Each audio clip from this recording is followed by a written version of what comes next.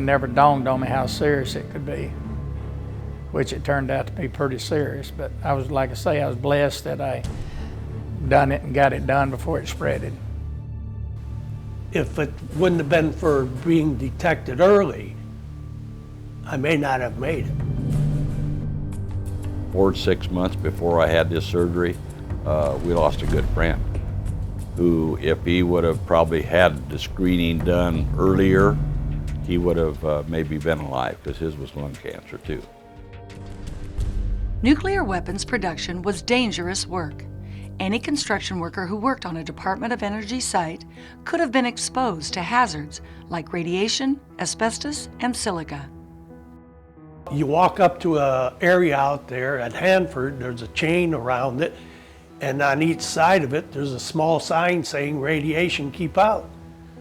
But you have tumbleweeds blowing through it, dust blowing through it, animals going through it. I mean, there's nothing to keep the radiation inside that chain. So, you know, I mean, most of the time you don't know if you're exposed to it. Such exposures have caused health problems for many former construction workers. To help them, the Department of Energy funds the Building Trades National Medical Screening Program, or BTMed, to provide screening services. BTMed offers free medical exams to former DOE construction workers.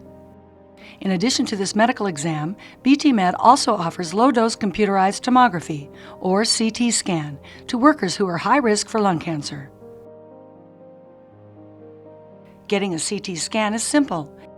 You lie very still on an exam table and pass through an X-ray machine.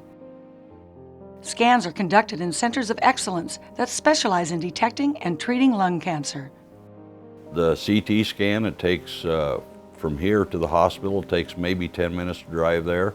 It takes maybe another 10 minutes to do the CT, and you're home within a half hour. So it's and it's painless too. So it's if it can save somebody's life, it's well worth it, that's for sure.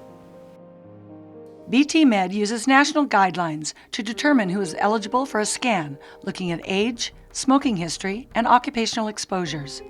Smoking, combined with the effects of exposures to asbestos and other lung cancer hazards, make the risk for lung cancer high enough to need screening. There is one exception to the requirement to have been a smoker.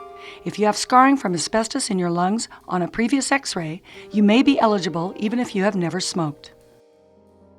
Early detection increases the chance of surviving lung cancer. People with lung cancer often have no symptoms until the disease has reached a late stage and is hard to treat. Not all lung cancers can be detected on a CT scan, and a normal scan does not eliminate the possibility that lung cancer may appear in the future. I had no symptoms. Nothing was wrong. I felt good. I could not complain anything from knowing it was be cancerous or anything like that. So if I hadn't gone through the Hanford screening, I never would have known I had it, and who knows what would be today, how I'd feel, or if I'd even be here. I think I was blessed that I got it quick and early. So I suggest anybody that has a chance to have one, takes 15 minutes to have one. So I would think if they're offering it free, that I would go do it again in a heartbeat. A CT scan may detect lung cancer at an early stage when it is treatable. It does save lives. For more information about BTMed and the free CT scan program, visit www.btmed.org or call 1-800-866-9663. Your participation is voluntary and all information is kept confidential.